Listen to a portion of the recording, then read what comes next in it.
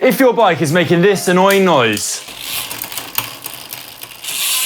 then fear not, because in this video, I'm going to share a few ways you can fix it.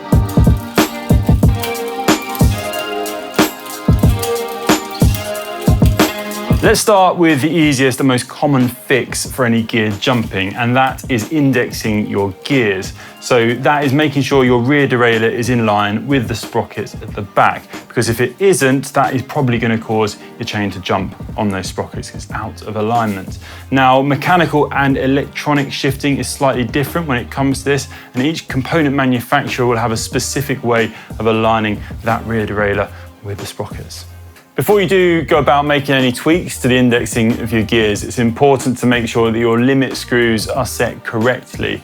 Now, this is normally a very small Allen key, such as this one, and you essentially tighten these screws so that your derailleur will not shift past the far reaches on either side of your rear sprockets.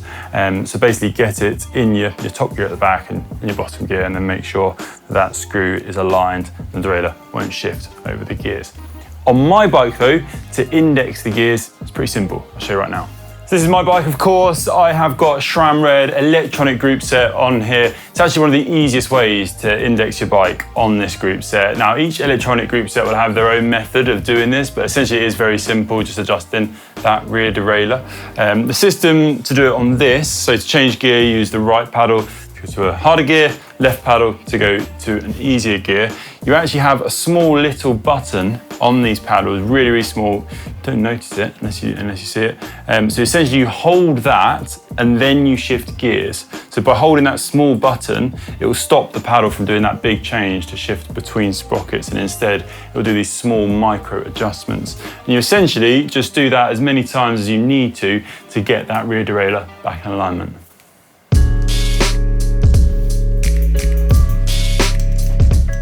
For mechanical shifting, it is a very similar process to electronic shifting. Again, you need to make sure that your limit screws are set correctly, as the similar reasons for the previous.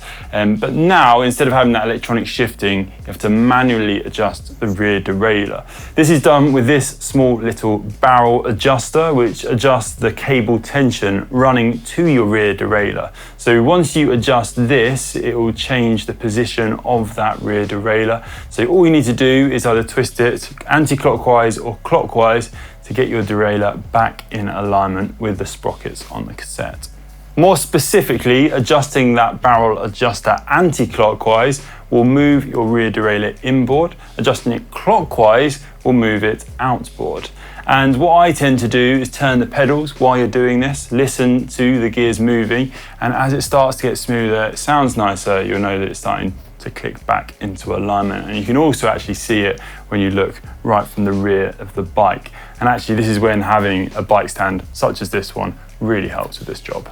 Final tip as well is just to make sure that you do small adjustments at a time, come back, check it, and when you think you've got it right, also run your gears all the way through the sprockets just to make sure that they're sitting nicely from top to bottom, because what can happen sometimes is you get it running nice and smooth, but you've adjusted it so far that you're missing out this top gear or the bottom gear.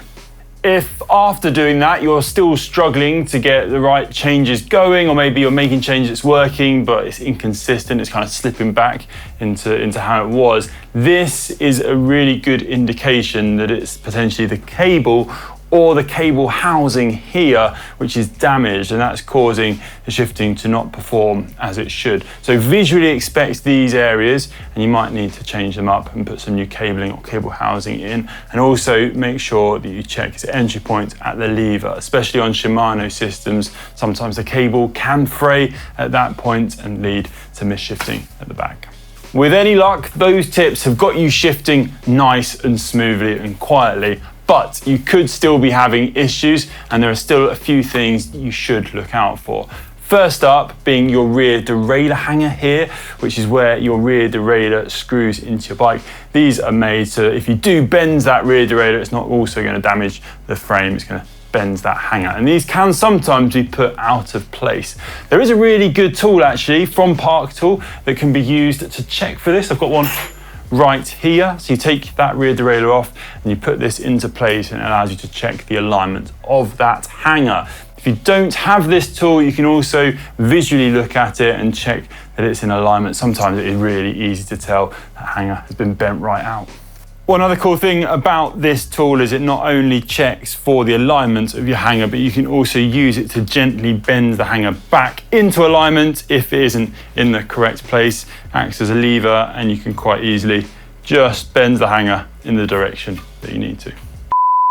And its catchy name is the Derailleur Alignment Gauge. Dag for sure. It's also worth saying not to go to town bending this thing. You want to do really gentle movements, not go over the top. And also, this is quite a cheap part, so sometimes it is easier just to replace it, or at least have a spare one back at home. If this issue still persists, it could be that you've got a stiff chain link. Now, you can look out for this by backpedaling your bike and looking at the pulley wheels. And if you see one of these links just move out of alignment and not run through here quite as smoothly, and it could be that that link is pretty stiff. The simple solution for this, you're gonna get your favorite lubrication, Silka Synergetic, which is my favorite, and you want to find the specific link, a few drops of this on the link, and then gently wiggle it left and right, and that will help free up the link. If you're still having issues, then you want to look at your chain and your cassette, because if these are really worn, they're not going to shift as well as if they were brand new. Starting with your chain, you can use a chain checker tool like this one from Park Tool to check the wear of your chain. So this will show how much your chain has stretched by. Now, every chain manufacturer has kind of different suggestions about when you should get a new one if it's gone past a certain point of stretch or wear, but you can use this tool to check that and see the amount or distance it's kind of pulled apart, so to speak. So if that's worn, swap it out, get a new one. Cassette is a little bit harder. Now this is quite hard to see. You have to kind of look at it visually, compare it to a new cassette. If you imagine that chain is going round the sprockets again and again and again, it's going to wear it out, especially between the teeth here. And if they get really jagged and pointed, probably the case that that is worn out and needs replacing too. If you do look after your chain and replace it often, you'll get a really good lifespan out of your cassette. If you let that chain wear out and then wear the cassette, when you do go to change onto a newer chain, it isn't going to sit correctly on that cassette, and then you're going to need to replace that as well. So that is why you do really need to keep on top of your chain and make sure that it doesn't go past the point of wear. There you go, that's how you make sure you don't get any more noises on your bike, and I really hope this video has proved useful to you, got you shifting nice and smoothly, and you're riding nice and quietly too. Let me know in the comment section below if you've already had any issues with this and what you did to figure it out. Thanks for watching. As always, if you found this video useful, please give it a big thumbs up. I'll see you on the next one.